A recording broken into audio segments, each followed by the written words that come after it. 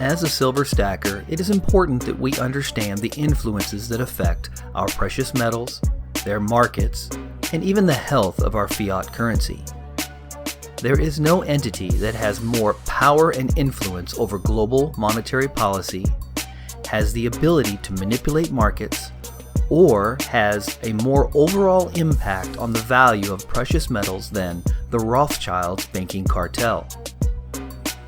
The Rothschilds family is an extremely wealthy family from German descent. They first established their banking business in the 1760s. They originally derived their power from Mayor Amschel Rothschild, who was a court Jew or court factor. These are terms used to describe a Jewish banker who handled the finances of or lent money to European royalty and nobility. In return for their services, court Jews gained special privileges, including in some cases being granted noble status. Court Jews were needed because prohibitions against usury applied to Christians but did not apply to Jews. So what is usury? Usury, as defined today, is the practice of making unethical or immoral monetary loans that unfairly enrich the lender. Originally, usury meant interest of any kind. In early modern times, it was considered very immoral or even illegal. Think of a usury as something like a loan shark today. Historically, Christianity in much of medieval Europe and Islam in many parts of the world even today have regarded charging any interest for loans as sinful. Mayor Amschel Rothschild decided to extend his banking empire and sent his 5 sons out to establish banks within the most economically influential cities in Europe at that time: London, Paris, Frankfurt, Vienna, and Naples. And the Rothschilds' power and influence continued to grow. With Rothschilds' banks now well established across Europe, the French, who had unresolved disputes associated with the French Revolution and the Revolutionary Wars, began a series of major conflicts, pitting the French Empire and its allies, led by Napoleon, against an ever-changing number of European powers formed into various coalitions, primarily led and financed by the United Kingdom. It was during this time in history the Rothschilds' banking family found themselves able to finance both sides of a war and realized how incredibly profitable that could be. Hence, since every war has been essentially financed on both sides by the Rothschilds-controlled central banking system. Each war forces the countries involved to borrow more and more money to finance their efforts to win. This is why, even today, there is always some kind of conflict somewhere in the world, and there always will be as long as it's profitable for the bankers. Since the Rothschilds family took over the Bank of England around 1815, they have been ever expanding their banking empire into every economic corner of the world. They find a country in economic need and offer to establish a central bank for them. If that country declines their offer, bad things can happen. Politicians are scandalized, threatened, or even eliminated if necessary. If there is a country that the family banking cartel has their eyes on, but it doesn't have a particular economic issue to exploit, some economic issues are conveniently created for them, like creating a war. Let's take a look at that claim for just a moment. In the year 2000, there were only 8 major economic countries left in the world without a Rothschilds-owned central bank. They were Afghanistan, Iraq, Sudan, Libya, Cuba, North Korea, Iran, and Syria. Saddam Hussein announced that Iraq will only accept euros for payments for its oil.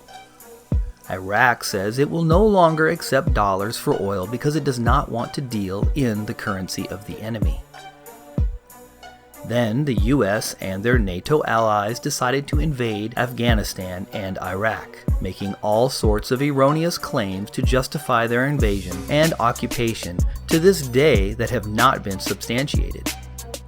Saddam Hussein and his entire family are now dead. The world basically decimated these two countries, and they now, of course, require enormous funds to rebuild. They both now have a Rothschild-controlled central bank. In 2003, the only countries left on the list were Sudan, Libya, Cuba, North Korea, Iran, and Syria. Prior to 1972, Sudan and Libya were part of a combined effort to create an African Union to separate their independence from Western monetary control and the dependence of U.S. satellite communications across the African continent. In 1992, 45 African nations established the RANSCOM, or Regional African Satellite Communication Organization, so that Africa could have its own satellite and would no longer have to pay the United States the annual $500 million fee for the use of its satellites. An African satellite only cost a one-time payment of $400 million US, which meant that they would no longer have to pay a $500 million annual lease.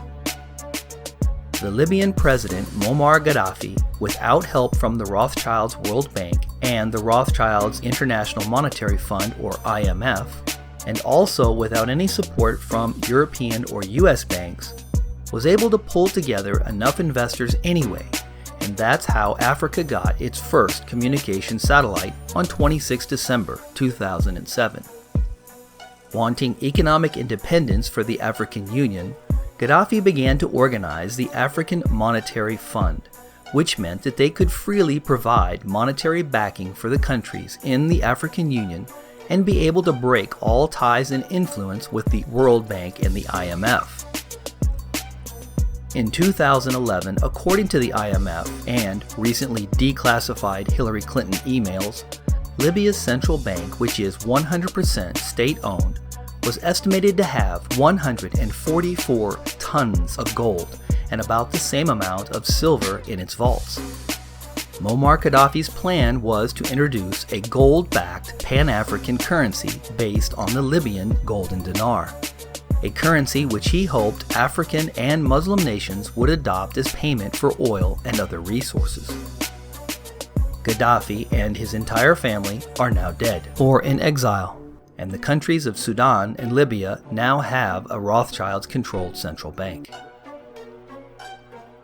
The only countries left in 2017 without a central bank owned or controlled by the Rothschilds family are Cuba, North Korea, Iran, and Syria. First, Cuba. 2016 was the first time a U.S. president has stepped on Cuban soil since 1928. The President of the United States was photographed laughing and shaking hands with the only dictatorship in the Western Hemisphere.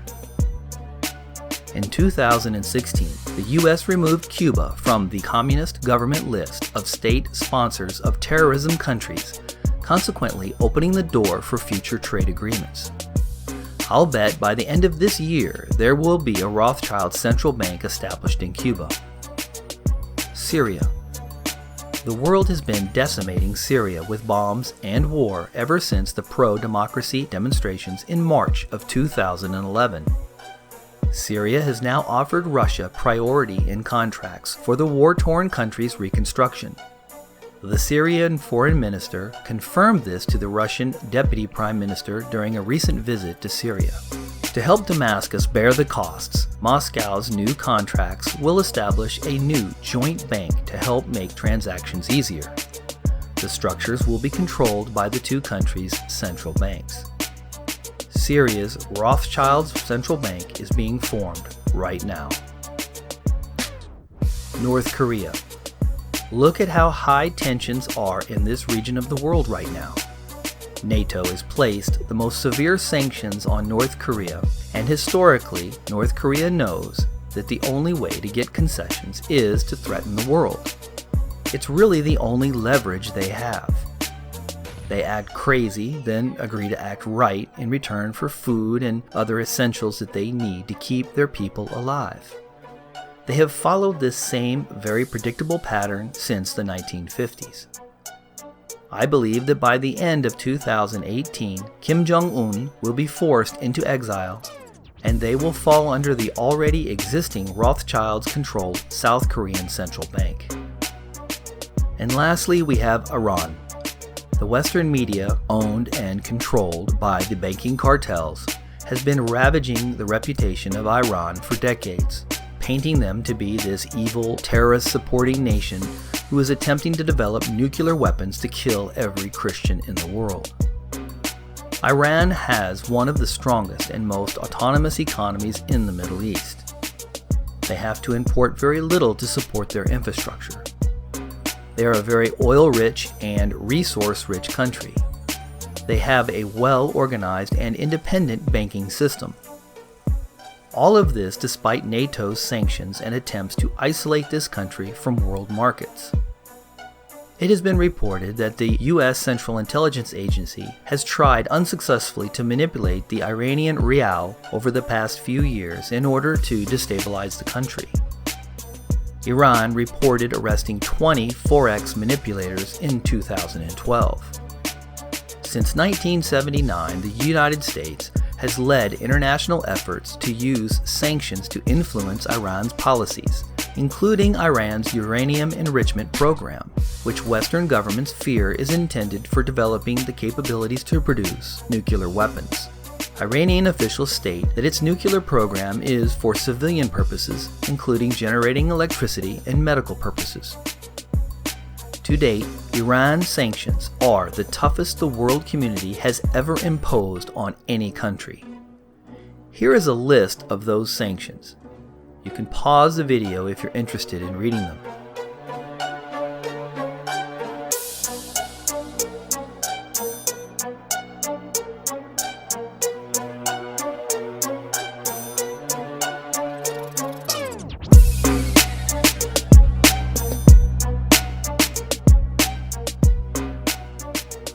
Iran will be the last holdout to resist the Rothschild Central Bank.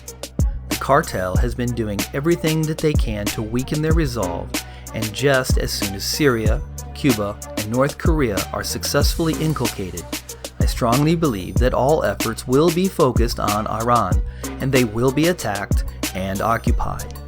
Not because they are evil, pro-terrorist, or even trying to develop a nuclear weapons program, but because once Iran's economy is controlled by the Rothschilds' banking system, they can abolish all world currencies and implement a world digital currency that will give them absolute control and domination over the world.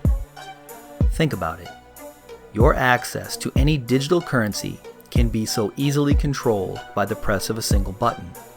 If you need medicine for your family, you will be forced to comply with whatever they want in order for you to get it. Nations, corporations, agencies, businesses, governments, and even down to individual citizens, everyone will be completely at the mercy of those who control the digital currency. So, as you move forward, please do so with your eyes wide open and with an awareness of what is going on around you. Always seek the truth and question what you don't understand.